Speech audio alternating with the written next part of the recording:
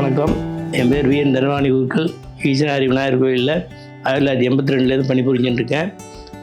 எனக்கு ரொம்ப நாளாக கால் மூட்டு வலியாக இருந்தது. நான் படிக்கட்டெலாம் ஏறி இறங்கணும். அந்த வலியினால் ரொம்ப நாளாக அவஸ்தைப்பட்டு இருந்தேன். என் நண்பர் மூலிமா இதே போல் முத்துஸ் ஹாஸ்பிட்டலில் இருக்குது, நீ வாங்க, நீங்கள் டாக்டர் ஆச்சும் போகிறேன், அவர் என்ன சொல்கிறாரோ அதை செஞ்சுக்கலாம் அப்படின்னாரு. விநாயகர் சதுர்த்தி முடிவு ஒரு நாள் காமிச்சிட்டு வருவேன் அப்படின்னு போச்ச அவர் டாக்டர் சேர்த்துக்கலாம், ஹாஸ்பிட்டல் அட்மிட் ஆகிடுங்க அப்படின்னு சொன்னார். நான் அட்மிட் ஆகிட்டேன். அட்மிட் ஆகி ஒரு நாள் கழித்து ஆப்ரேஷனுக்கு ஏற்பாடு பண்ணாங்க. நல்ல மாதிரியாக ஒரே நாளில் 2 மூட்டும் ஆப்ரேஷன் பண்ணி விட்டாங்க. சௌரியமாக இருக்குது, நல்லா இருக்குது. கால் வலியெல்லாம் இப்போ இல்லை, மூட்டு வலி இல்லை. டெய்லி வாக்கிங் 1.5 மணி நேரம் வாக்கிங் போகிறேன். ரெண்டாவது படிக்கட்டெலாம் ஏறுறேன். படிக்கட்டு ஏறி எல்லாம் பண்ணுறேன். இப்போ விமானத்துக்கு கோயிலில் கும்பாபிஷேகம் அப்படின்னா விமானத்துக்கெல்லாம் ஏறி தான் பண்ணி ஆகணும். அதெல்லாம் பண்ணிட்டுருக்கேன்.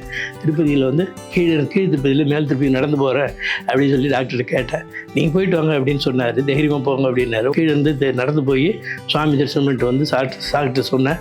ரொம்ப சந்தோஷங்க, ஒன்றும் இது இருக்காது, நல்லாவே இருக்குது அப்படின்னு சொன்னார். அதே போல் இப்போ எதுவும் பிரச்சனை இல்லை, நான் பாட்டுக்கு ஃப்ரீயாக நடந்துட்டுருக்கேன். மேலே மாடிப்படிலாம் ஏறிட்டுருக்கேன். ரெண்டாவது எல்லாரையும் போனதும் பார்த்து ஆப்ரேஷன் பண்ணோம் அப்படின்னு சொல்கிறதில்ல. பார்த்துட்டு அவங்க உடம்புக்கு ஏற்றாப்புல ஆப்ரேஷன் வேணும்னா தான் ஆப்ரேஷன் பண்ணுறாரு. ஆப்ரேஷன் இல்லாமல் பண்ண முடியும்னாக்கா பண்ணி விட்டுறாரு.